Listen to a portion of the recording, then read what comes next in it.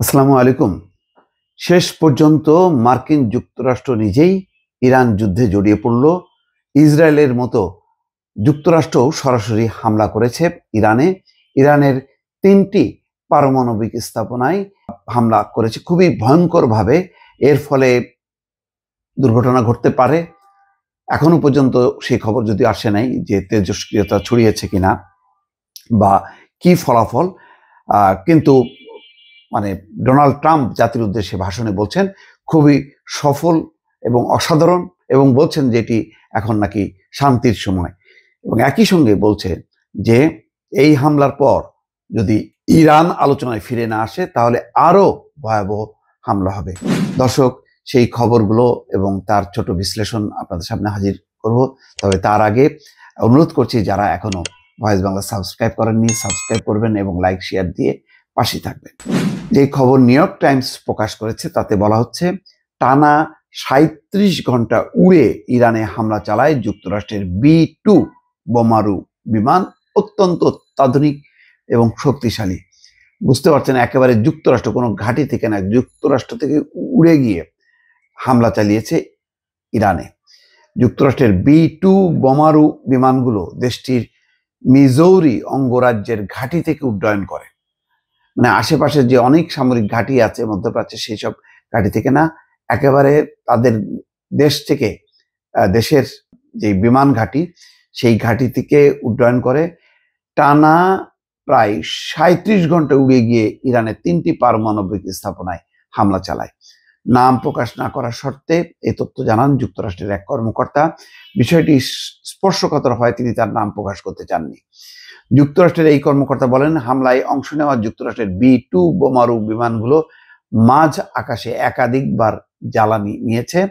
লম্বা যাত্রায় তাদের জ্বালানি ফুরিয়ে গেছে, এর জন্য মাঝ আকাশেই এই বোমারু বিমানগুলো জ্বালানি নিয়েছে। ইরানের 3টি পারমাণবিক স্থাপনায় শনিবার বোমা হামলা চালায় মার্কিন যুদ্ধ বিমান। এগুলো হচ্ছে ফর্দো, নাতাঞ্জ এবং ইস্পাহান। এই 3টি হচ্ছে পারমাণবিক স্থাপনা। এই হামলার মধ্য দিয়ে যুক্তরাষ্ট্রের সামরিক বাহিনী সরাসরি ইরান যুদ্ধে জড়িয়ে পড়ল। হামলার পর হোয়াইট হাউস থেকে জাতির উদ্দেশ্যে ভাষণ দেন মার্কিন প্রেসিডেন্ট ডোনাল্ড ট্রাম্প। তিনি হুঁশিয়ারি দিয়ে বলেন, ইরান কূটনৈতিক প্রচেষ্টায় না ফিরলে আরো ব্যবস্থা নেওয়া হবে। মার্কিন বিমান বাহিনী এই প্রথম কোনো যুদ্ধক্ষেত্রে 30,000 পাউন্ড ওজনের বাংকার বিধ্বংসী বোমা GBU-57 ব্যবহার করলো। দর্শক, বুঝতে পারছেন, 30,000 পাউন্ড ওজনের বাংকার বিধ্বংসী বোমা GBU-75 ব্যবহার করলো। এক মার্কিন কর্মকর্তা জানান, 6টি B-2 বোমারু বিমান ইরানের ভূগর্ভস্থ ফর্দো পারমাণবিক স্থাপনায় 30,000 পাউন্ড ওজনের 1 ডজন বাংকার বিধ্বংসী বোমা ফেলেছে।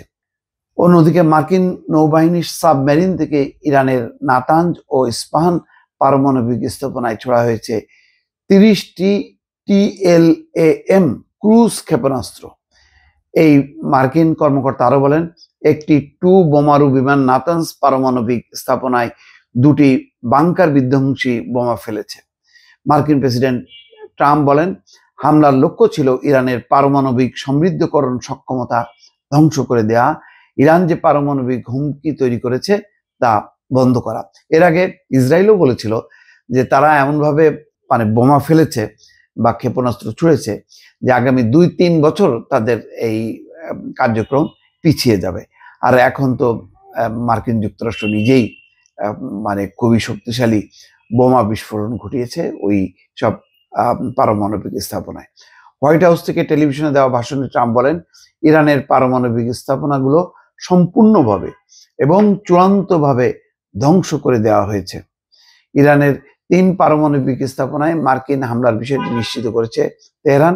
তবে ইরানের পক্ষ থেকে বলা হয়েছে যে 3টি পারমাণবিক স্থাপনায় হামলার কথা যুক্তরাষ্ট্র বলেছে সেগুলো আগেই খালি করে ফেলা হয়েছিল, তাই সেখানে এমন কিছু ছিল না যা বিকিরণ সৃষ্টি করে নাগরিকদের ক্ষতির কারণ হতে পারত।